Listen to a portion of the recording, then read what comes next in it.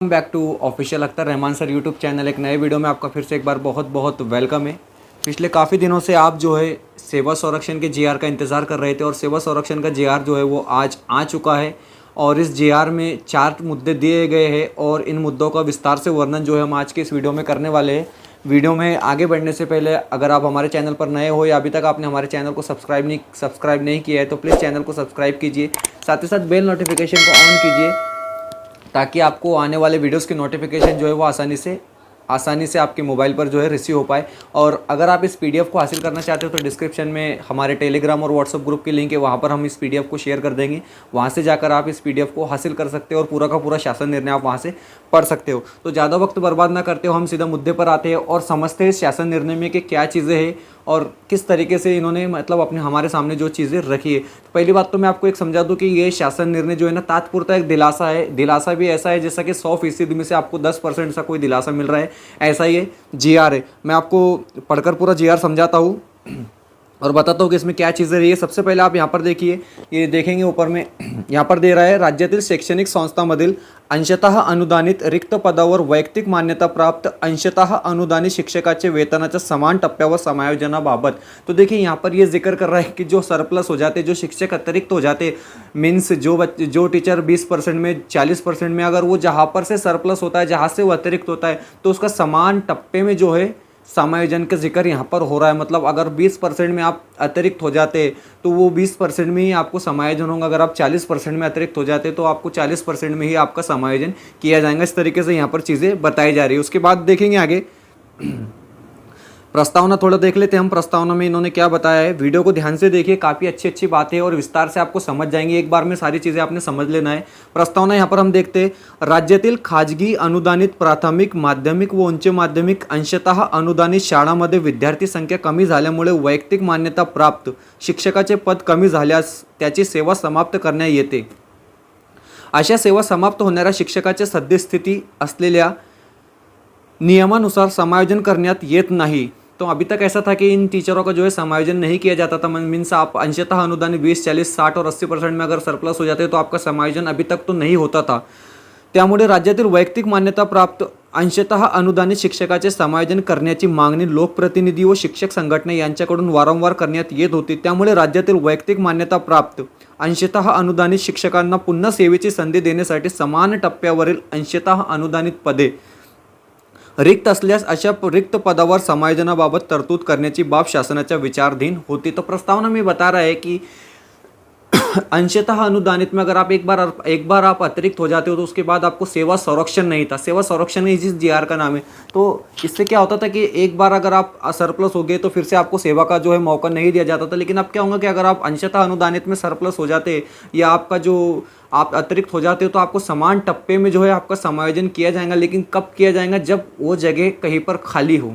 समझ रहे आप, मीन्स स्कूल जो है वो 20% में होनी चाहिए, 40% में होने चाहिए और उसी जगह पर आपका समायोजन होगा, अन्यथा नहीं होगा। अगर आप 20% में आप सोच रहे हो कि मैंने 100% में जो है अपना समायोजन कर लेना है तो ऐसा यहाँ पर नहीं होगा। मतलब शासन ने जो है ना थोड़ा सा तो दिया है लेकिन बहुत कुछ छीन लिया, ऐसी बात इस जीआर के सामने, जीआर से लेकर हमारे सामने आ रही है। उसके बाद आगे देखेंगे आप शासन निर्णय हम समझते हैं।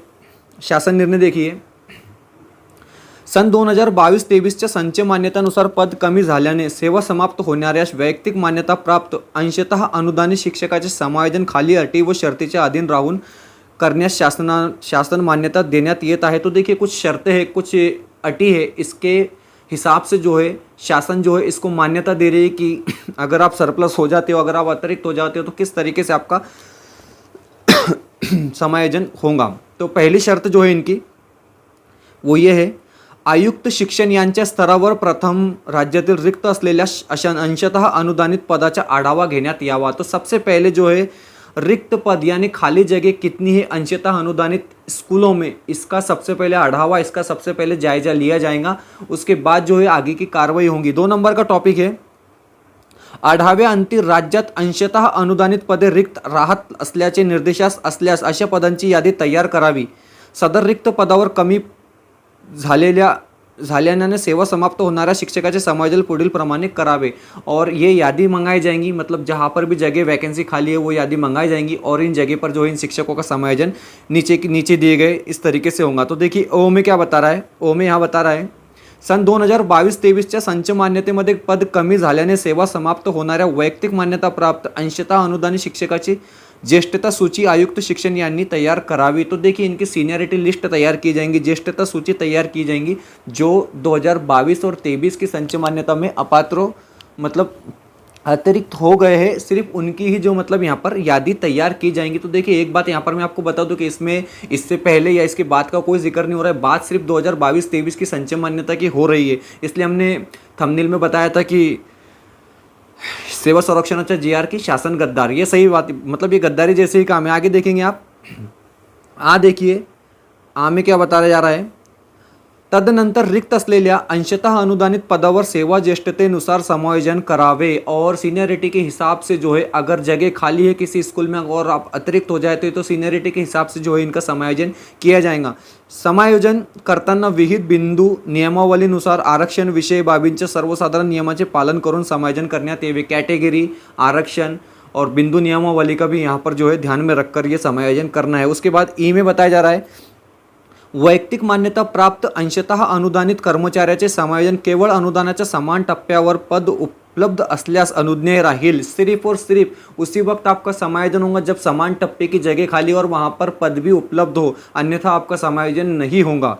मात्र अनुदानाच्या टप्प्यात पद उपलब्ध नसल्यास सदर कर्मचाऱ्याचे समायोजन कुठल्याही परिस्थितीत करता येणार नाही। अगर पद उपलब्ध नहीं है, अगर कहीं पर भी जगह उपलब्ध नहीं है तो आपका समायोजन जो है वो नहीं किया जाएगा।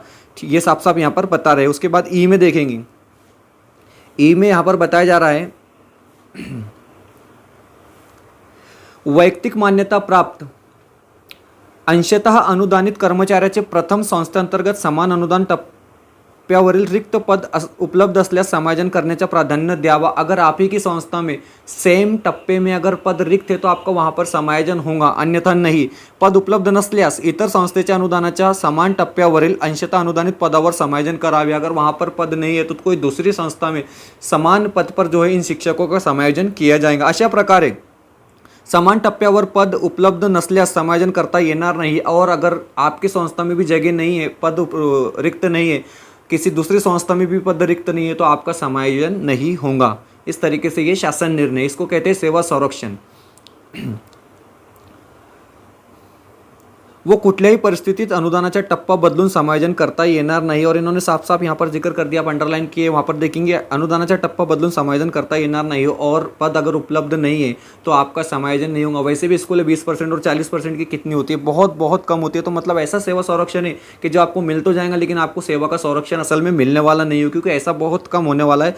एकदम ही मतलब नेगेटिव ये शासन निर्णय है। 3 नंबर का टॉपिक देखेंगे, 3 नंबर के टॉपिक में बता रहा है या शासन निर्णयाने समायोजन झालेल्या शिक्षकास सेवा समाप्त झाल्यापासून ते समायोजन होईपर्यंत कालावधीत म्हणजेच सेवा न केलेल्या कालावधीत वेतन व भत्ते यांची कोणतीही थकबाकी अनुज्ञेय होणार नाही। और देखिए एक और सितम यहाँ पर ये है कि अगर आप सरप्लस हो जाते हैं, मीन्स आप 2023 जनवरी से सरप्लस तो 2023 जून तक, तो ये 6 महीने का आपको कुछ भी पेमेंट वगैरह कुछ भी मुआवजा नहीं मिलेगा। जब तक आप घर पर बैठोगे तब तक आपका समायोजन हो जाएगा। उस बीच का जो ड्यूरेशन होता है उस वक्त आपको 1 रुपया भी सरकार की तरफ से नहीं मिलेगा। मतलब आप अगर 20% में हो और अगर आप सरप्लस हो जाते हो जनवरी में, दिसंबर में आपको या जून में आपको जो है फिर से कई पद खाली मिलती है, वहाँ पर आपका समायोजन होता है, तो तब से ही आपको नए से पेमेंट मिलेगा, अन्यथा आपको पगार मिलने वाला नहीं है। सरप्लस में आपको कोई पेमेंट जो है घर बैठकर ये लोग देने वाले नहीं है, ऐसा ये शासन निर्णय है। 4 नंबर का टॉपिक है, हा शासन निर्णय फक्त शैक्षणिक वर्ष 2022-23च्या संच मान्यतेने अतिरिक्त ठरलेल्या वैयक्तिक मान्यता प्राप्त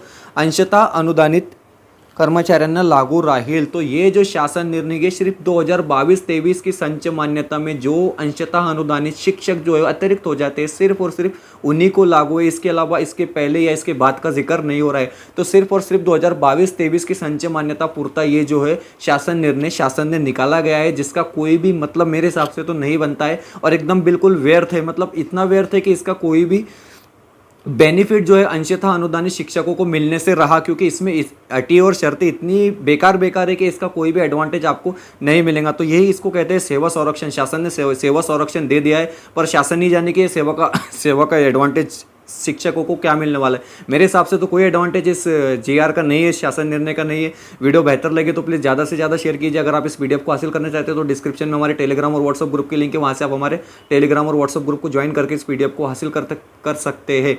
चैनल को सब्सक्राइब कीजिए, वीडियो को लाइक कीजिए, और शासन निर्णय है इसको मैंने बेहतर तरीके से समझा दिया। ज़्यादा से ज़्यादा टीचरों में शेयर कीजिए, क्योंकि उनको भी समझ में आ जाएगा कि ये शासन निर्णय है क्या। इससे कोई एडवांटेज आपको नहीं मिलने वाला है, मैं आज ही बोल रहा हूँ। आगे भी ये बात बोलूँगा कि इससे कोई एडवांटेज आपको मिलने वाला नहीं है। वीडियो बेहतर लगे तो प्लीज़ लाइक कीजिए। मिलते हैं अगले वीडियो में किसी बेहतर अपडेट के साथ। खुदा हाफिज़।